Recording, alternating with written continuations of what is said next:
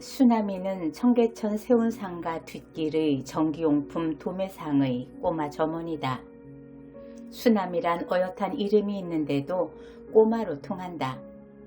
16살이라지만 볼은 아직 어린아이처럼 토실하니 붉고 눈 속이 깨끗하다. 숙성한 건 목소리뿐이다. 제법 굵고 부드러운 저음이다. 그 목소리가 전화선을 타면 점잖고 떨떠름한 늙은이 목소리로 들린다. 이 가게에는 변두리 전기상회나 전공들로부터 걸려오는 전화가 잦다. 수나미가 받으면 주인 영감님이십니까? 하고 깍듯이 존대를 해온다. 아닙니다. 꼬마입니다. 수나미는 제가 무슨 큰 실수나 저지른 것처럼 황공해하며 볼까지 붉어진다. 자식, 새벽부터 재수없게 누굴 놀려? 너 이따 두고 보자. 이런 호령이라도 들려오면 수나미는 우선 고개를 움츠려 알밤을 피하는 신용부터 한다. 설마 전화통에서 알밤이 튀어나올 리는 없는데 말이다. 실수만 했다 하면 알밤 먹을 것을 예상하고 고개가 자라 모가지처럼 오그라드는 게 수나미가 이곳 전기상회에 취직하고 나서부터 얻은 조건반사다. 이곳 단골 손님들은 오락부락한 전공들이 대부분이어서 성질들이 거칠고 급하다. 자기가 요구하는 것을 수나미가 빨리 알아듣고 척척 챙기지 못하고 조금만 어릿어릿하면 자식 하며 사정없이 밤송이 같은 머리에 알밤을 먹인다. 수나미는 그 숱한 전기용품 이름을 척척 알아들을 수 있을 만큼 일에 익숙해질까지 숱한 알밤을 먹었다. 그런데 일에 익숙해진 후에도 수나미는 심심찮게 까닭도 없는 알밤을 얻어먹는다. 이 거친 사내들은 그런 짓궂은 방법으로 수나미를 귀여워하는 것이다. 예쁜 아이를 보면 물어뜯어 울려놓고 마는 사람이 있듯이 이 사내들은 그런 방법으로 수나미에게 애정 표시를 했다. 자식 잘 잤냐? 자식 요새 제법 컸단 말이야. 장가들여야겠는데 자식 좋아서. 그리고 알밤이다. 주먹과 팔짓만 허풍스럽게 컸지 아주 부드러운 알밤이다. 그러니까 수나미는 그만큼 인기 있는 점원인 셈이다.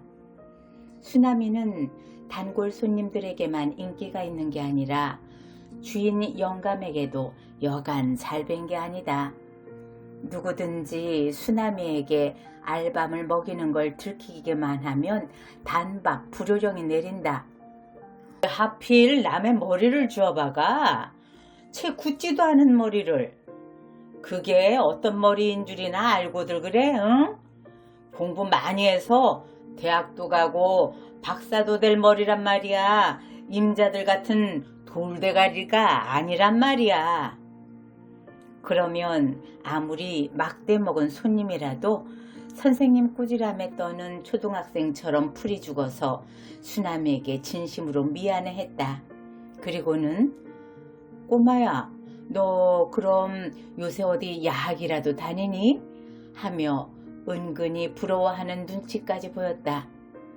그러면 영감님은 딱하다는 듯이 혀를 차며 아니 야학은 아무 때나 들어가나? 똥통 학교라면 또 몰라. 수나미는 내년 봄에 시험 봐서 들어가야 해. 야학이라도 인류로.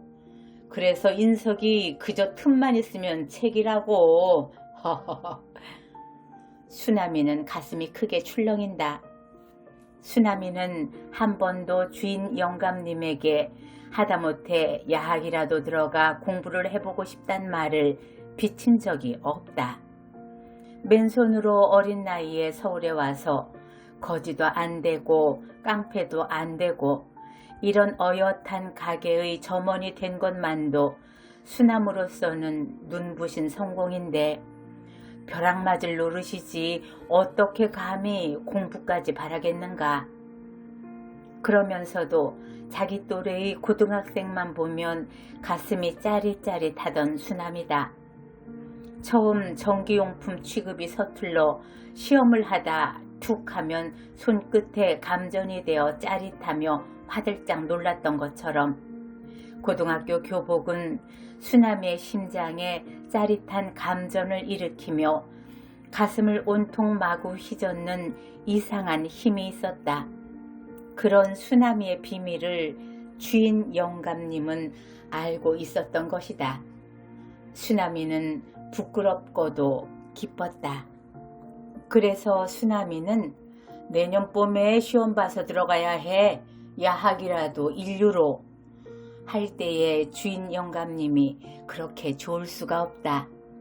그 소리를 듣기 위해서라면 그까짓 알밤쯤 하루 골백번을 맞으면 대수랴 싶었다.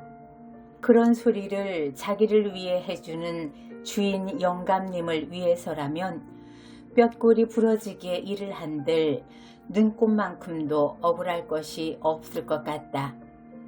월급은 좀 짜게 주지만 그 감미로운 소리를 어찌 후한 월급에 비기겠는가. 수남이의 하루는 눈코 뜰 새 없이 고단하지만 행복하다. 내년 봄은 올 봄보다는 멀지만 오기는 올 것이다. 그리고 영감님이 잘못 알아서 그렇지 시험 볼 때는 봄이 아니라 겨울이다. 겨울은 봄보다 이르다. 수남이는 온종일 눈코 뜰 새 없이 바쁘게 일을 하고 밤에는 가게방에서 숙직을 한다. 꾀주제한 다우다 이불에 몸을 휘감고 나면 방바닥이야 차건 더웁건 잠이 쏟아진다. 그럴 때 인석은 그저 틈만 있으면 책이라고 하던 주인 영감님의 목소리가 생생하게 들려온다. 수남이는 낮 동안 책은커녕 신문 한 귀퉁이 읽은 적이 없다.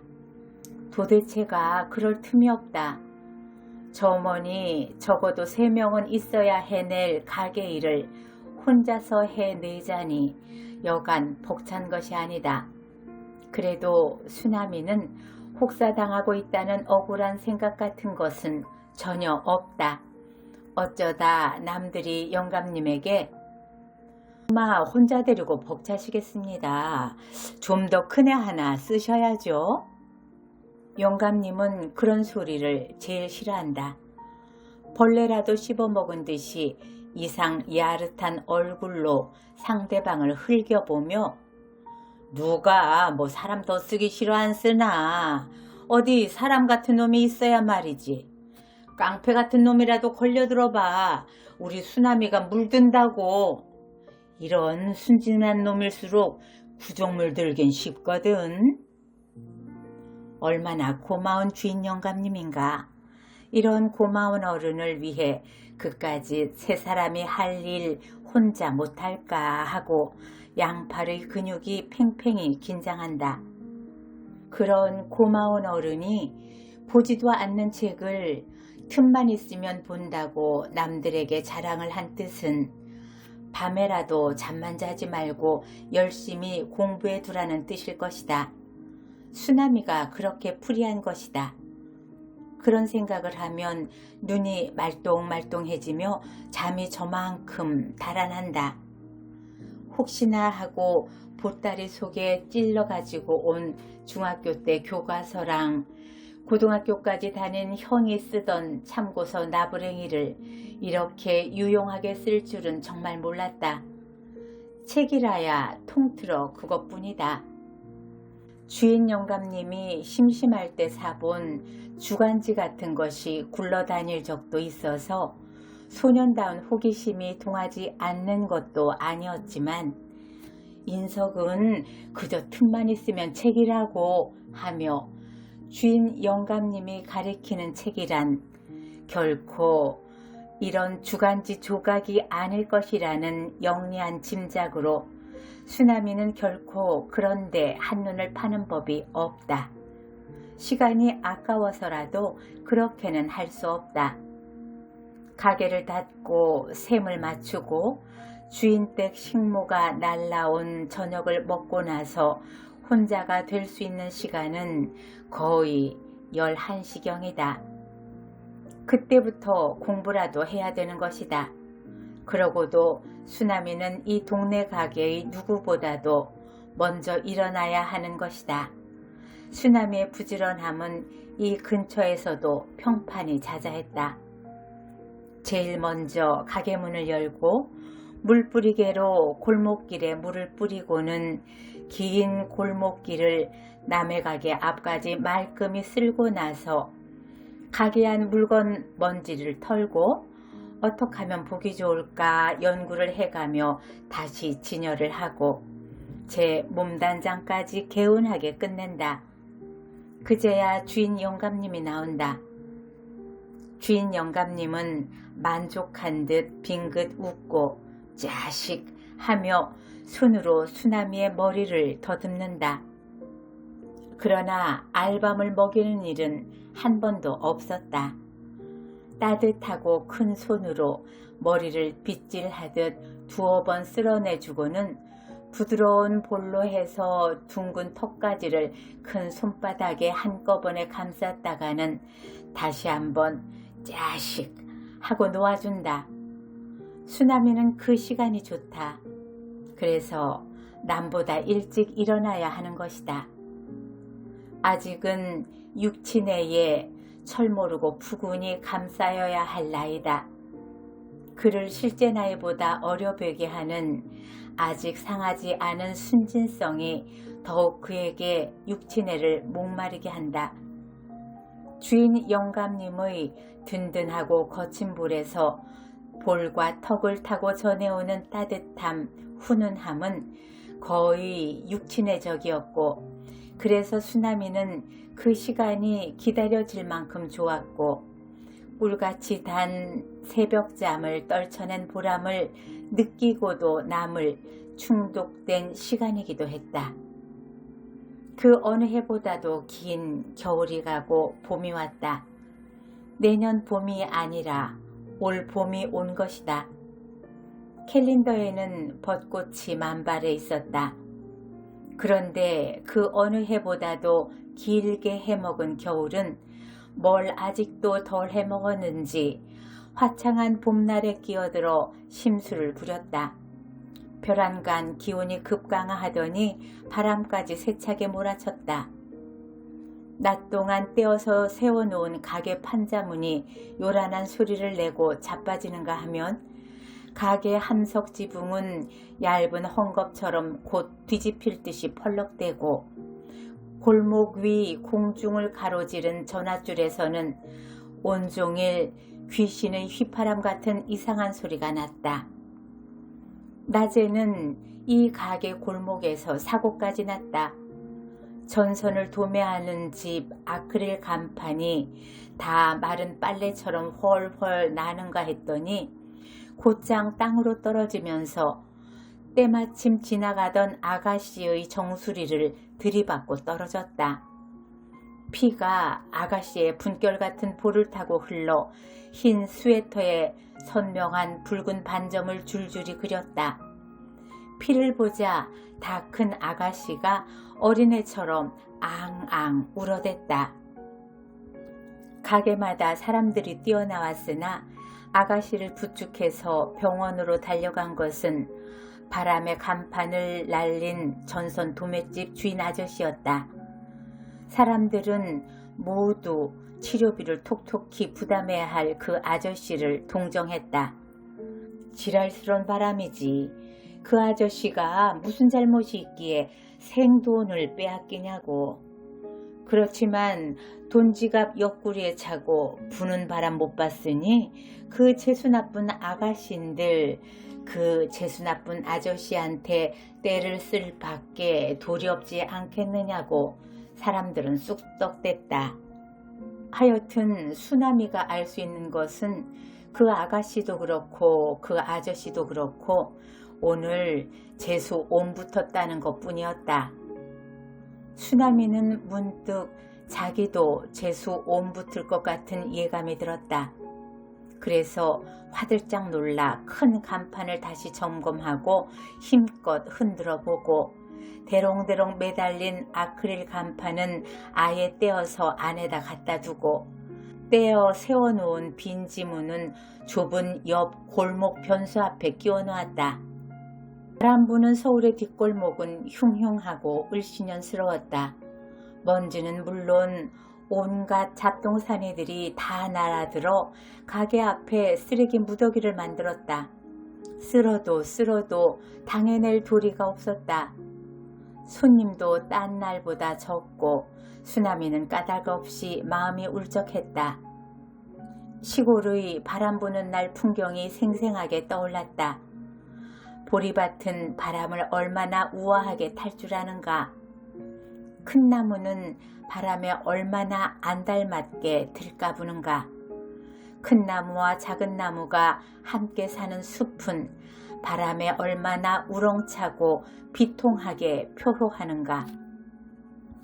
그것을 알고 있는 것은 이 골목에서 자기 혼자뿐이라는 생각이 수나미를 고독하게 했다.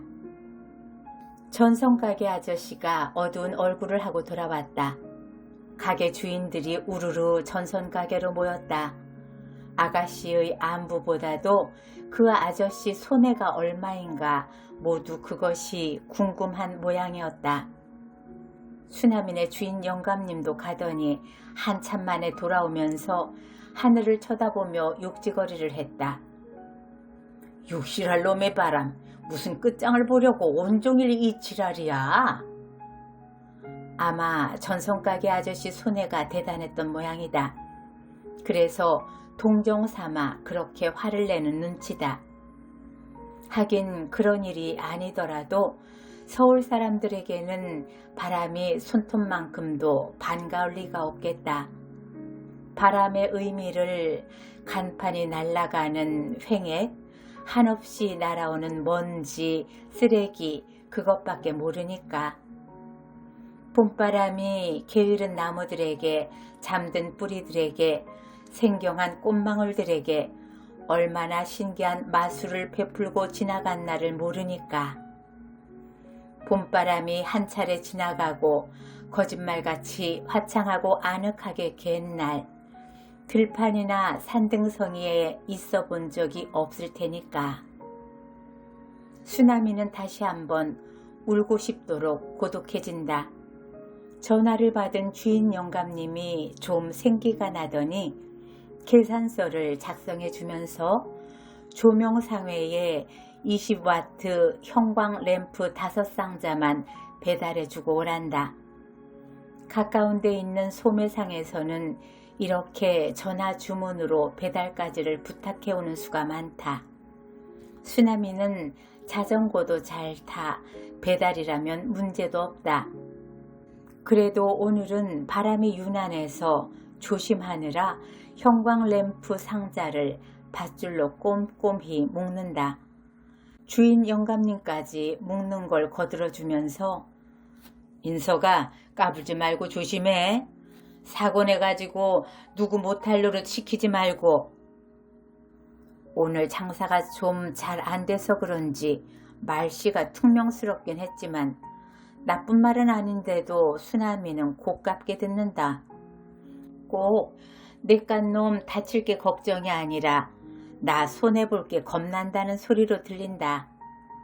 수나미는 보통 때 같으면 할아버지 다녀오겠습니다 하고 신바람 나게 그리고 부침성 있게 외치고는 방긋 웃어 보이고 나서야 페달을 밟고 씩 달렸을 텐데 오늘은 왠지 그래지지가 않는다. 아무 말 안 하고 자전거를 무거운 듯이 질질 끌다가 문기적 올라타면서 느릿느릿 페달을 젓는다. 주인 영감님이 뒤에서 악을 쓴다.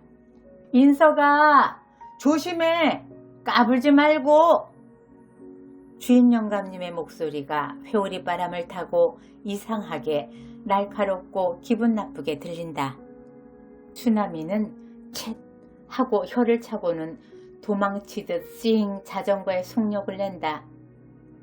형광램프를 조명 상회에 부리고 나서 수금하는데 또 한참이 걸린다. 장사꾼의 생리란 묘한 데가 있다. 수남이는 아직도 그 생리만큼은 이해가 안 될 뿐더러 문득문득 혐오감까지 느끼고 있다. 금고에 돈을 수북이 넣어놓고는 꼭 땡전 한 푼 없는 얼굴을 하고 도무지 돈을 내주려 들지를 않는다. 조금 있다 오란다. 그동안에 수금이 되면 주겠다는 것이다. 그러나 이쪽에선 그 수에 넘어가지 말고 악착같이 지키고 서서 받아내야 하는 것이다. 그것이 수남이가 서울에 와서 점원 노릇하면서 배운 상인 철학 제1항이었다. 아유, 오늘 더럽게 장사 안 된다.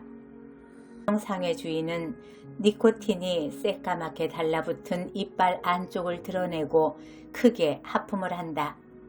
빨리 안 주는 변명 같기도 하고, 인서가 하루 종일 기다려봐라. 누가 돈을 호락호락 내줄 줄 아니? 하는 공갈 같기도 하다.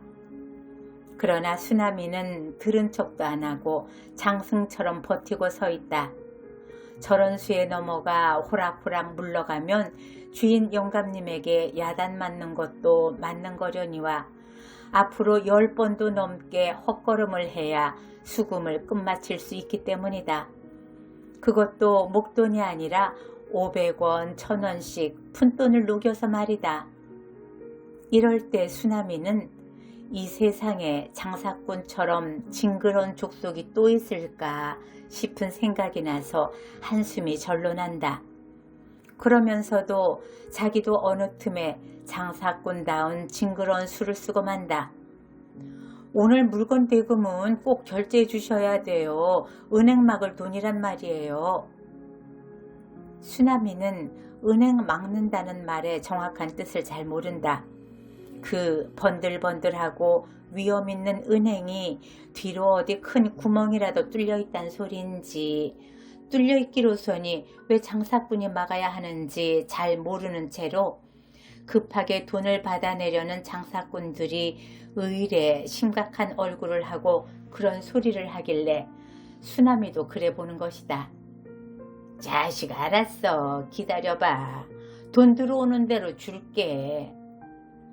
주인이 퉁명스럽게 대답하곤 수남이 머리에 힘껏 알밤을 먹인다. 수남이는 잽싸게 고개를 움츠려뜨렸는데도 눈에 눈물이 핑 돌 만큼 독한 알밤이다. 장사 더럽게 안 된다는 주인 말과는 달리 손님이 쉴 새 없이 들락거린다. 정말 가게는 조그맣지만 길목이 아주 좋다. 수남이는 좁은 가게에서 이리 밀리고 저리 밀리면서 잘 버틴다.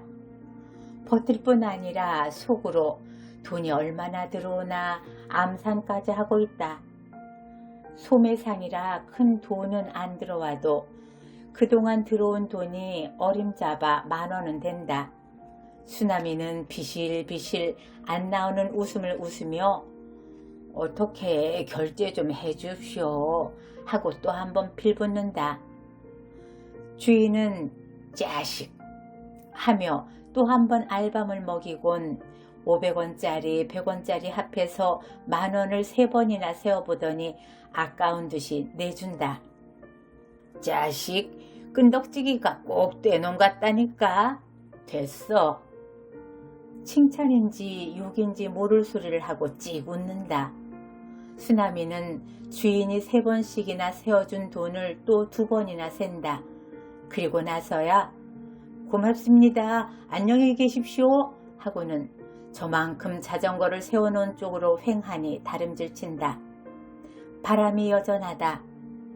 저만큼 서 흙먼지가 땅을 한꺼풀 벗겨 호디불처럼 둘둘 말아오는 것 같이 엄청난 기세로 몰려온다. 골목 안의 모든 것이 댕그렁 와장창 우르릉하고 제각기의 음색으로 소리 높이 비명을 지른다. 드디어 흙먼지 혼니불이 집어삼킬 듯이 수남이의 조그만 몸뚱이를 덮친다. 수남이는 눈을 꼭 감고 숨을 죽인다. 바람이 지난 후 수나미는 눈을 뜨고 침을 탁 뱉는다. 입속에 모래가 들어와 깔깔하고 목구멍이 알싸하니 아프다. 다시 자전거 쪽으로 걷는다. 조금 전만 해도 서있던 자전거가 누워있다. 그래도 날아가진 않았으니 다행이다. 자전거뿐 아니라 골목의 모든 것이 다 제자리에 그대로 있다. 수나미는 그것이 신기하다. 누워있는 자전거를 일으켜 세우고 날렵하게 올라타 막 페달을 밟으려는데 어디선지 고함 소리가 병력같이 들린다. 이놈이 어딜 도망가는 거야? 걔 섞어라, 꼼짝 말고. 수나미는 자기에게 지르는 고함은 아니겠지 싶어 그대로 페달을 밟는다. 아니 이놈이 어디로 도망을 가려고 해? 뒷덜미를 사납게 붙들린다. 점잖고 깨끗한 신사다. 이런 신사가 자기에게 어떤 볼일이 있다는 것인지 수나미는 도시 짐작을 할 수 없다. 게다가 신사는 몹시 화가 나 있다. 신사를 화나게 할 일을 자기가 저질렀다고는 더구나 생각할 수 없다. 임마 꼼짝 말고 있어. 신사의 말이 아니더라도 꼼짝할래야 할 수 있을 처지가 아니다. 꼼짝은커녕 숨도 제대로 쉴 수 없을 만큼 수나미의 뒷덜미는 신사의 손에 잔뜩 움켜 쥐어져 있다. 내 놈의 자전거가 쓰러지면서 내 차를 들이받았단 말이야. 이런 고급차를 말이야. 이런 미련한 놈, 왜 눈은 째려? 째리긴. 그러니 내 차에 흠이 안 나고 배기겠냐? 내 차는 임마 여자들 손톱만 살짝 닿아도 생채기가 나는 고급차야 임마. 알간? 그리고는 거울처럼 티 하나 없이 번들대는 차체를 면밀히 훑어보더니 그러면 그렇지 하고 환성을 질렀다. 아마 생채기를 찾아낸 모양이다. 이 일은 컸다 임마. 칠만 살짝 긁혔어도 또 모르겠는데 여봐라. 여기가 이렇게 우그러지기까지 했으니 이 일은 컸다 컸어. 신사가 덩치값도 못하게 팔짝팔짝 뛰면서 잘 봐두라는 듯이 수나미의 얼굴을 차에다 바짝 밀어붙였다. 수나미는 차체에 비친 울상이 된 자기 얼굴을 볼 수 있을 뿐이었다. 꼭 오늘 재수 옴붙을 일이 날 것 같더라만 이런 끔찍한 일이 일어나고 말았다. 울음이 왈칵 쏟아진다. 그러자 제 얼굴도 차체의 흠도 아무것도 안 보이고 온 세상이 뿌옇게 흐려 보일 뿐이다. 울긴 임마. 너 한 달에 얼마나 버냐? 신사의 목청이 다분히 누그러지며 목소리에 연민이 담긴 것을 수나미는 재빨리 알아차린다. 그러자 흑흑 소리까지 내어온다. 울긴 자식. 할 수 없다. 너나 나나 오늘 재수 온 붙은 걸로 치고 반반씩 손해보자. 5,000원만 내. 수나미는 너무 놀라 울음까지 끄르륵 삼키고 신사를 쳐다본다. 그 사이 사람들이 큰 구경이나 난 것처럼 모여들어 신사와 수나미를 애워싼다. 누군가 뒤에서 빌어 이놈아, 그저 잘못했다고 무조건 빌어 하고 속삭인다. 수나미는 여러 사람들이 자기를 동정하고 있다고 느끼자 저기 용기가 난다. 아저씨 잘못했습니다. 한 번만 용서해 주십시오. 네, 아저씨. 제법 또렷한 소리로 용서를 빈다. 용서라니 이만큼 했으면 됐지. 어떻게 더 용서를 해? 아저씨 그러지 말고 한 번만 봐주셔요. 네 아저씨. 수나미는 주머니에 들은 10,000원 생각을 하면 얼굴이 화끈대고 공연히 무섭기까지 하다. 그렇지만 주인 영감님을 위해 그 돈만은 죽기를 무릅쓰고 지킬 각오를 단단히 한다. 아니 윤석이 이제 보니 큰일 저지르고 그냥 내뺄 심사하냐? 요런 악질 녀석 같으니라고. 신사의 표정은 은은히 감돌던 연민이 싹 가시고 점잖게 무표정해진다. 그러고는 옆에 섰던 운전사인 듯한 남자에게 안 되겠네. 이런 악질 깡패 녀석하고 시비해봤댔자 공연히 시간만 낭비하니 자네 자물쇠 하나 마련해 두게나. 이 녀석 자전거를 잡아놓기로 하세. 언제든 5,000원 가져와서 찾아가라고. 그리고는 주머니에서 500원짜리 한 장을 꺼내서 운전사에게 주는 것이다. 수나미로서는 전혀 예기치 못했던 사태였다. 주머니의 10,000원에 대해서만 생각했었지 자전거에 대해선 전혀 생각이 미치지 못했다. 운전사는 금방 커다란 자물쇠를 하나 사가지고 왔다. 신사는 다시 내 놈은 쳐다보기도 싫다는 듯이 수나미를 전혀 상대 안 하고 묵묵히 자전거 바퀴에다 자물쇠를 채우고 앞에 빌딩을 가리키면서 나 저기 306호실에 있으니까 돈 5,000원 갖고 와. 그러면 열쇠 내줄 테니. 하고는 수나미를 힐끗 쳐다보고 유유히 빌딩 속으로 사라져갔다. 수나미는 울지도 못하고 빌지도 못하고 그냥 막연히 서 있었다. 수나미와 신사의 시비를 흥미진진하게 구경하던 사람들도 헤어지지 않고 그냥 서 있었다. 아마 수나미가 앙앙 울거나 펄펄 뛰면서 욕을 하거나 그런 일이 일어나 주기를 기다리는 눈치였다. 수나미는 바보가 돼버린 아이처럼 조용히 멍청이 서 있었다. 누군가가 나직이 속삭였다. 토껴라 토껴. 그까짓 것 갖고 토껴라. 그것은 악마의 속삭임처럼 은밀하고 감미로웠다. 수나미의 가슴은 크게 뛰었다. 이번에는 좀 더 점잖고 어른스러운 소리가 나섰다. 그래라 그래. 그까짓 거 들고 도망가렴. 뒷일은 우리가 감당할게. 그러자 모든 구경꾼이 수나미의 편이 되어 와글와글 외쳐댔다. 도망가라. 어서 자전거 번쩍 들고 도망가. 도망가. 수나미는 자기 편이 되어준 이 많은 사람들을 도저히 배반할 수 없었다. 이상한 용기가 솟았다. 수나미는 자전거를 마치 검부러기처럼 가볍게 옆구리에 끼고 질풍같이 달렸다. 정말이지 조금도 안 무거웠다. 타고 달릴 때보다 더 신나게 달렸다. 달리면서 마치 오래 참았던 오줌을 시원스럽게 내깔기는 듯한 쾌감까지 느꼈다.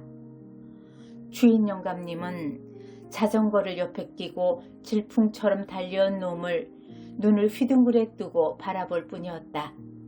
오늘 바람이 세더니만 필시 이 조그만 놈이 바람에 날라왔나. 설마 그럴 리야 없을 텐데 내 눈이 어떻게 된 것인가 그런 눈치였다. 수나미는 너무 숨이 차서 이런 주인 영감님의 궁금증을 시원히 풀어주지 못하고 한동안 헉헉대기만 했다. 임마 말을 해. 무슨 일이야. 내 놈 꼴이 영락없이 도둑놈 꼴이다 임마. 도둑놈 꼴이라는 소리가 수나미의 가슴에 가시처럼 걸린다. 수나미는 겨우 숨을 가라앉히고 자초지종을 주인 영감님께 고해 바친다.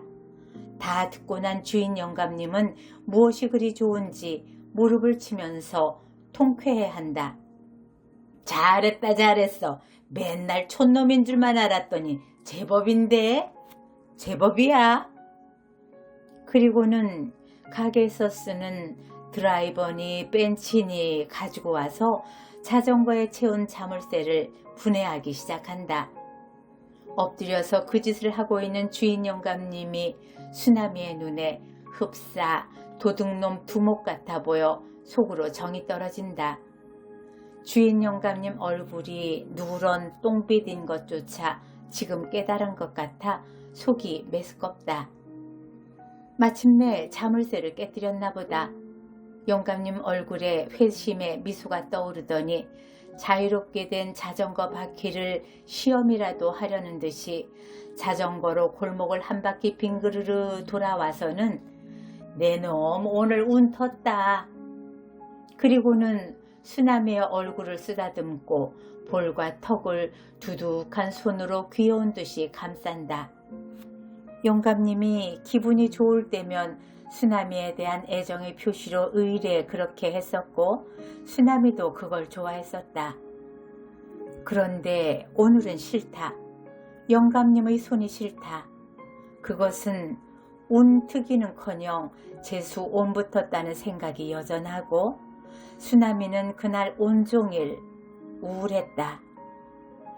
그러나 자기가 왜 그렇게 우울한지 그걸 차분히 생각할 새도 없는 바쁜 하루였다. 가게 문을 닫고 주인 댁에서 날라온 저녁밥을 먹고 나면 비로소 수나미 혼자만의 시간이다. 꿀같은 시간이었다. 책을 펴놓고 영어 단어를 찾고 수학 문제를 풀어보고 턱을 괴고 소년답게 감미로운 공상에 잠길 수 있는 그런 시간이었다. 그러나 오늘 수나미는 그게 되지를 않았다. 책을 집어던졌다. 낮에 내가 한 짓은 옳은 짓이었을까? 옳을 것도 없지만 나쁠 것은 또 뭔가? 자가용까지 있는 주제에 나 같은 아이에게 5,000원을 우려내려고 그렇게 간악하게 굴던 신사를 그 정도 굴려준 것이 뭐가 나쁜가? 그런데도 왜 무섭고 떨렸던가? 그때의 내 꼴이 어땠으면 주인 영감님까지 내 놈 꼴이 꼭 도둑놈 꼴이다 고 하였을까? 내가 한 짓은 도둑질이었단 말인가? 그럼 나는 도둑질을 하면서 그렇게 기쁨을 느꼈더란 말인가? 수나미는 몸을 부르르 떨면서 낮에 자전거를 갖고 달리면서 맛본 공포와 함께 그 까닭 모를 쾌감을 회상한다. 마치 참았던 오줌을 내깔길 때처럼 무거운 억압이 갑자기 풀리면서 전신이 날아갈 듯이 가벼워지는 그 상쾌한 해방감. 한 번 맛보면 도저히 잊혀질 것 같지 않은 그 짙은 쾌감. 아, 도둑질하면서도 나는 죄책감보다는 쾌감을 더 짙게 느꼈던 것이다. 혹시 내 피 속에 도둑놈의 피가 흐르고 있기 때문이 아닐까? 순간 수나미는 방바닥에서 송곳이라도 치솟은 듯이 후다닥 일어서서 안절부절을 못하고 좁은 방 안을 헤맸다. 수나미의 눈앞에는 수갑을 차고 순경들에게 끌려와 도둑질 흉내를 그대로 내보이던 형의 얼굴이 환히 떠오른다. 그리고 서울 가서 무슨 짓을 하든지 도둑질만은 하지 말라고 신신당부하던 아버지의 얼굴도 떠오른다. 수나미의 형 수길이는 온 집안 식구가 기대를 걸고 고등학교까지 맞춰준 보람도 없이 집에서 빈들대다가 어느 날 갑자기 서울 가서 돈 벌고 성공해서 돌아오겠다는 말 한마디를 남기고 훌쩍 집을 나갔다. 편지 한 장, 하다못해 인편에 안부 한마디 없는 2년이 지나갔다. 그동안 아버지는 푹 노쇠하고 어머니는 뼈만 남게 야위어서 수남이랑 동생들이랑을 들볶았다. 들볶는 푸념 속에서 무정한 장남에 대한 원망과 함께 그래도 행여나 하는 기대가 곁들여 있는 것을 수남이는 느낄 수 있었다. 수남이도 뭔가 형에 대한 기대를 안 할 수가 없었다. 동생들이 발바닥이 다 닳아 없어져 웃고덩이만 남은 운동화를 신고 다니는 걸 봐도 조금만 참아, 큰형이 돈 많이 벌어가지고 오면 운동화랑 잠바랑 다 사줄게 하는 말을 할 지경이었다. 형이 돈을 많이 벌어오면 이런 기대에 온 집안 식구가 하루하루를 매달려 살았다. 어느 날 밤 형은 돌아왔다. 옷과 운동화와 과자와 고기를 한 짐이나 되게 사가지고 형이 정말 돈을 벌어서 별의별 것을 다 사가지고 온 것이었다. 아버지는 밤중이지만 동네 사람을 모아 큰 잔치를 벌이지 못해 안달을 했다. 형이 험악한 얼굴을 하고 안 된다고 했다. 잔치는커녕 동생들이 좋아서 떠드는 것도 못하게 윽박질렀다. 수남이는 지금도 그날 밤 일이 생생하다. 그날 밤 형의 누런 똥빛 얼굴은 정말로 못 잊겠다. 꼭 악몽 같다. 다음날 형은 읍내에서 온 순경한테 수갑이 채워져 붙들려 갔다. 형은 악을 써서 변명을 하며 갔다. 2년 만에 빈손으로 집에 들어올 수는 없었단 말이야. 도저히 그럴 수는 없었단 말이야. 그래서 읍내 양품점을 털어 돈과 물건을 훔친 것이다. 다음에 수남이가 형을 본 것은 읍내에 현장 검증인가를 나왔을 때다. 도둑질한 것을 다시 한번 되풀이해 보여주는 것인데 딴 구경꾼들 틈에 섞여 수남이는 몸서리를 치면서 그것을 봤다. 그 도둑놈과 형제간이란 게 두고두고 생각해도 몸서리가 쳤다. 아버지는 화병으로 몸져 눕고 집안 형편은 말이 아니었다.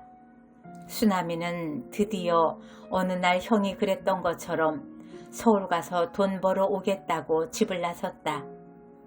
아버지는 말리지 않았다. 문지방을 짚고 일어나 앉아서 띄엄띄엄 수남이를 타일렀다. 무슨 짓을 하든지 그저 도둑질은 하지 말아라. 알았자? 그런데 도둑질을 하고 만 것이다. 만 수남이는 스스로 그것은 결코 도둑질이 아니었다고 변명을 한다. 그런데 왜 그때 그렇게 떨리고 무서우면서도 짜릿하니 기분이 좋았던 것인가? 문제는 그때의 그 쾌감이었다. 자기 내부의 도살인 부도덕성이었다.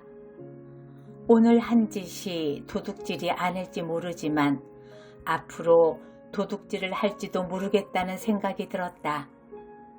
형의 일이 자기와 정녕 무관한 일이 아니란 생각이 들었다. 소녀는 아버지가 그리웠다. 도덕적으로 자기를 견제해줄 어른이 그리웠다. 주인 영감님은 자기가 한 짓을 나무라기는커녕 손에 안 난 것만 좋아서 오늘 운 텄다고 좋아하지 않았던가. 수남이는 짐을 꾸렸다. 아, 내일도 바람이 불었으면, 바람이 물결치는 보리밭을 보았으면. 마침내 결심을 굳힌 수남이의 얼굴은 누런 똥빛이 말끔히 가시고 소년다운 청순함으로 빛났다.